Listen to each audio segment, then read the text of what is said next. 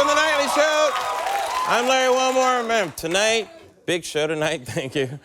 We're talking about the devastating events in Baltimore. You know, let's get right to it. Right now, the governor of Maryland declares a state of emergency, activating the National Guard after Baltimore erupts in violence overnight. A citywide curfew has been imposed, school canceled. Yeah, school canceled! Because nothing says public safety like 20,000 teenagers with nothing to do in the middle of a Tuesday. That's not gonna be good. So the news coverage has been non-stop, and some reporters seem to be a little out of their element in the Charm City. You just saw a hair, you know, a weave store, a hair store.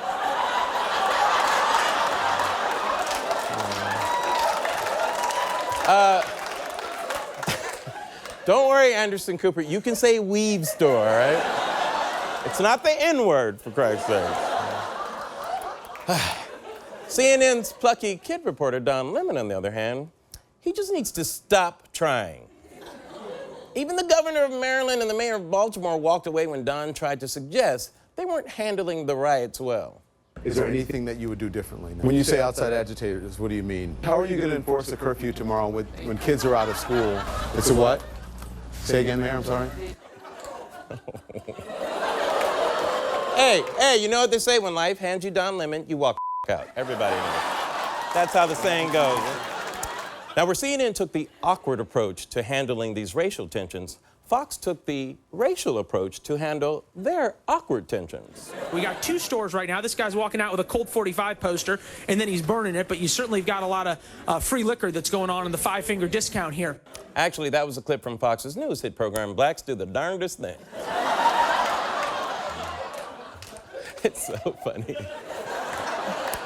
But Fox loves a good comparison, and those comparisons don't get all confused with annoying things like logic. This doesn't look or feel like the United States of America. This looks like some riot in some third world nation.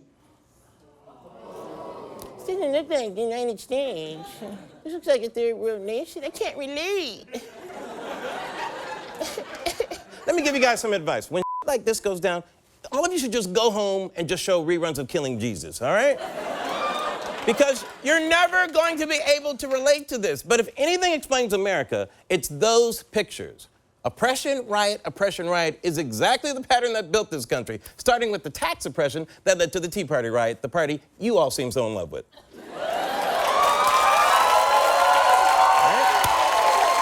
All right. What's next? I'd be interested to hear from those police about their level of frustration that they have to stand here and watch these thugs go thugging. Thugs go thugging? What is that, the 13th day of Christmas? 13 thugs of thugging makes sense. FYI, there are no more golden rings because of all those thugs. All the thugging. Sorry about that, Christmas. Okay, so they mentioned stealings, malt liquor, thugs. What else is left on the stereotype list? Oh, I know, black super strength. We watched it this afternoon with these boulders hitting these cops. Boulders? Black people are doing this.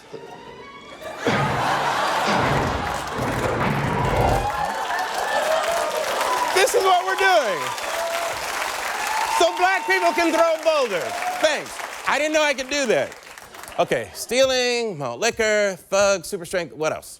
You've got an alliance that has concerned all officers around the country about the Crips and the Bloods and the Black Guerrilla family is what it's called, a gang that is in West Baltimore.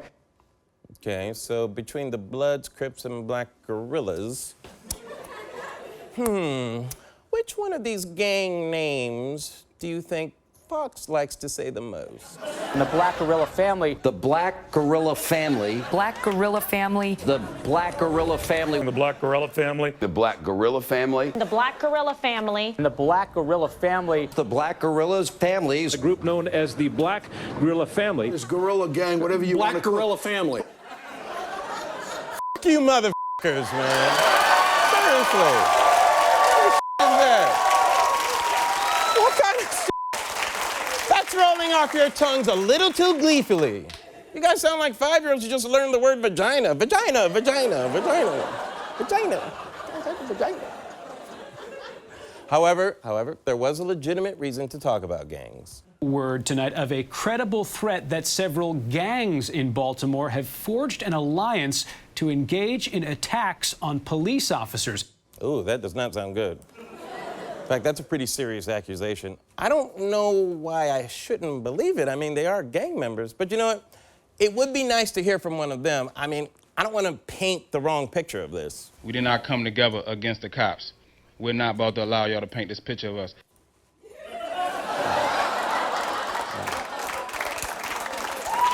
Sorry about that. My bad, polite gang member press secretary. Please go on. We got soldiers out here right now. We dirty.